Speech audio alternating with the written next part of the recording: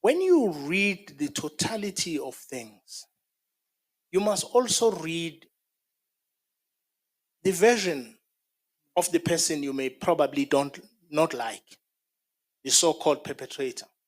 It's important for you as an intellectual to take that into account in coming to whatever opinion you come to.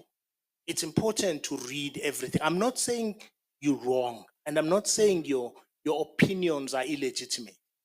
I'm saying as an intellectual process for which you are called, which is expertise, you are called upon to evaluate a wide variety of existing circumstances in a given intellectual project and come up with something not which is just your subjective view, but something supported by data that you have.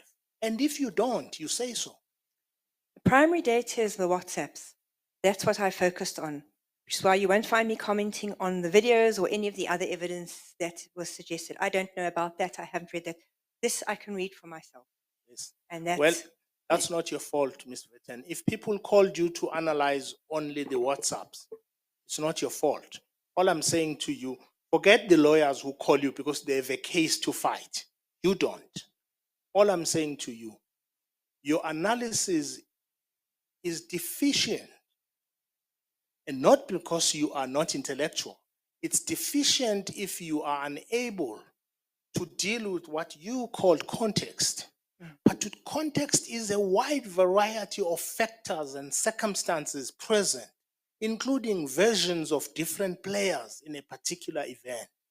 I'm saying because you were instructed just to look at WhatsApp, some of which you omitted, but you told us why, the outcome of your analysis may not be a totality of an analysis that should be made to assist.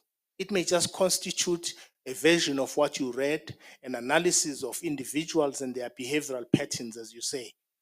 But we can't call it objective and rely on it because it doesn't take into account other aspects that should be poured into the context. well, to be frank, I don't have the judge president's version. I haven't heard it yet. So it is obviously hard to be able to know what he would say. If I had his statement, then that would be different, but I don't have his statement. Well, you do. What did his answering affidavit? Did you read his answering I affidavit? did not get a copy of his answering affidavit. Right. All I'm saying to you, and please which hear I was me, not aware existed. Absolutely. Please hear me well. I could never attack an intellectual because you do great work. All I'm saying is that it's important for you to be given all material that is available when people want you to make an opinion. And as I tell you now and you confirm, first, because you were told to hurry up, there's something you didn't read. You declared that, right?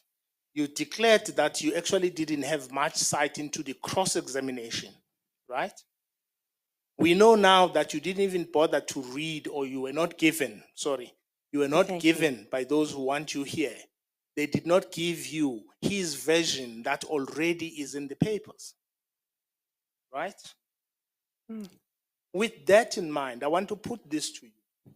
Having not been given material sufficient for you to make an informed, objective analysis,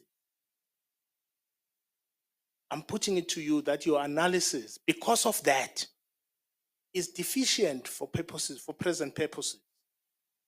It would be nice if you knew his version, at least in the affidavit. You will presumably put that to me under cross-examination. No, I am. And then I will agree or disagree. I'm and putting will tell it you to, whether or not. I'm putting it to you that because you did not have sight of his version, at least in the affidavit, there is something missing in your analysis. Yes, I don't have his analysis. That's correct. Yeah. And when you look at the record, you also do not look at in depth, as you said.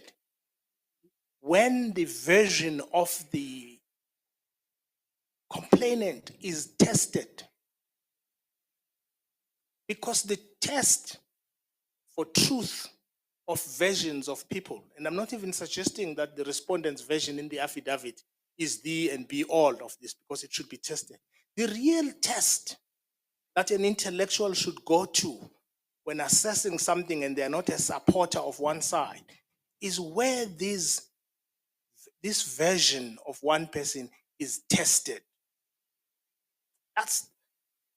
That for me, and I think is the crux that intellectuals like yourself do.